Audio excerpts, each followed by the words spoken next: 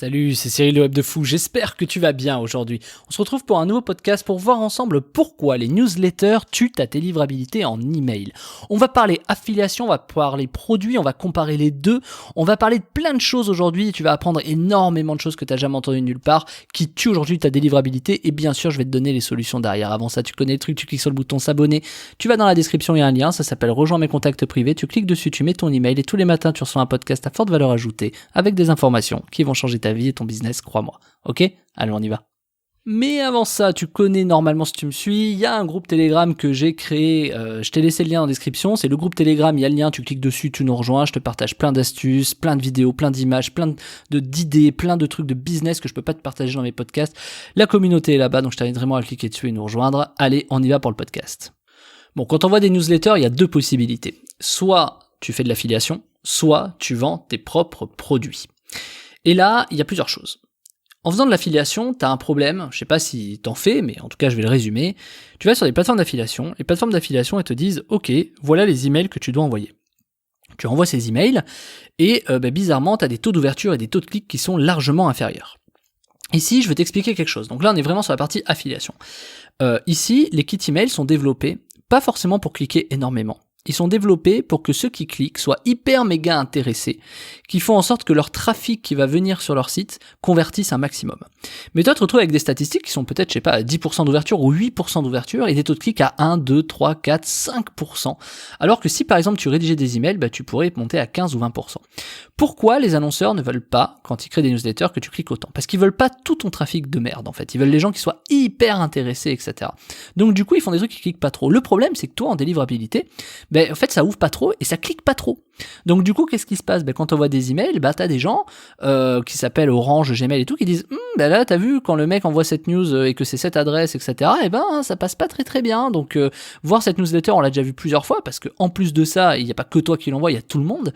Et donc du coup, ils se disent ok, il y a un problème. Il y a un gros problème parce que ça clique pas trop, ça ouvre pas trop. Bref, si ça se trouve, c'est des spammers. Et tu peux être assimilé à un spammer juste parce que tu envoies des news d'affiliation. Pourquoi ? Je te le redis, parce que t'as pas que toi qui envoie cette news, donc elle est pas dédiée à toi, et parce que non seulement elle est envoyée en masse, mais en plus, elle est pas faite pour cliquer et ouvrir à fond, tu vois. Voire même dans l'affiliation, t'es obligé en emailing d'avoir des objets et des expéditeurs qui te sont dédiés. En gros, t'as une liste et tu dois absolument les shooter. Et ça, c'est une sacrée erreur, parce que tout le monde envoie la même chose, en fait. Donc ce qui se passe, c'est que ça épuise les audiences, et ce qui se passe, c'est que ça épuise aussi Orange, Gmail, Wanadoo, SFR, Free, machin. Ça les énerve tous parce qu'ils voient que cette news, voilà, tu vois. Alors, il y a un petit effet au départ en mode c'est nouveau, boum, ça a l'air bien, les gens cliquent, machin.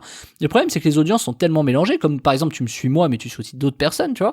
Et derrière, ça fait que quand t'envoies, imagine demain, t'as tous les infopreneurs qui envoient la même news. Je veux dire, forcément, ça va moins cliquer et moins ouvrir au bout d'un moment, tu vois, avec le même objet et tout, tu vois le truc.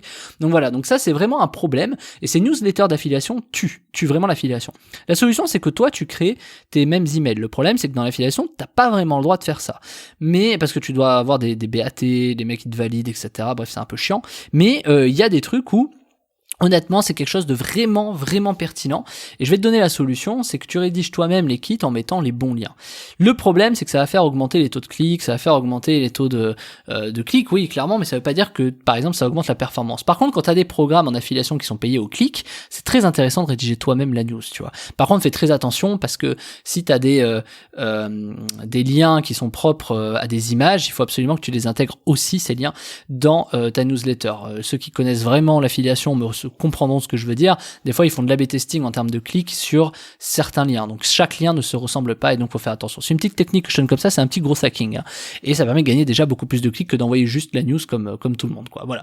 Ensuite, la deuxième partie, c'est quoi ? C'est si tu as tes propres produits. Ici, tu as tes propres emails. C'est toi qui fais tes emails, tu vois.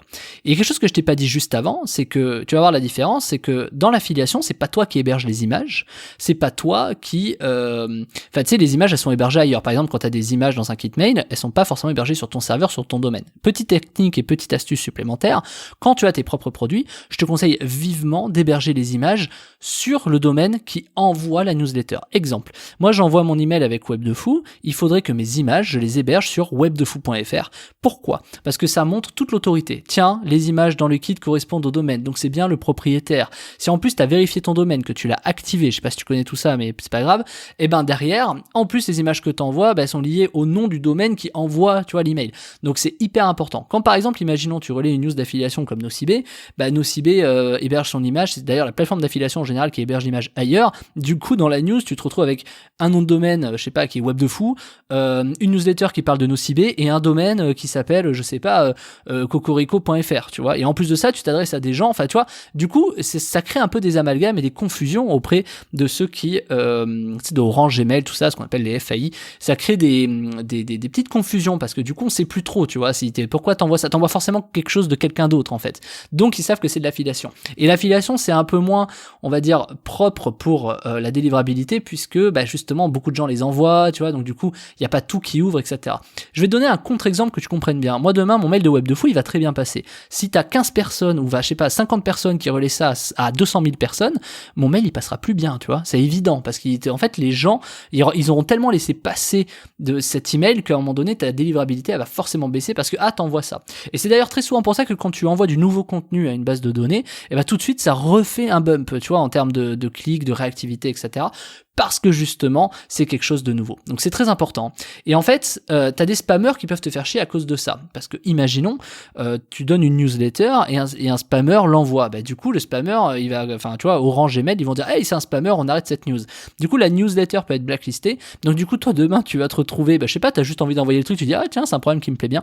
Boum, tu te fais forcément défoncer parce que la news a été déjà assimilée à un spammer. Donc quand t'as tes produits, la différence, c'est que toi, tu héberges tes liens, c'est toi qui rédiges tes propres emails, donc c'est forcément, et tu vas comprendre, une newsletter qui est unique, qui s'adresse à ton audience, voire même tu l'as personnalisée, tu as hébergé les images, tu as fait tout ce qu'il fallait, tu as d'ailleurs, si tu connais un peu le truc, tu as bien équilibré le texte et l'image sous un truc bien particulier, et finalement ça passe beaucoup mieux. Et le problème d'un truc comme ça quand tu as tes propres produits, c'est que ceux qui ont leurs propres produits n'ont pas ces problèmes de délivrabilité en email.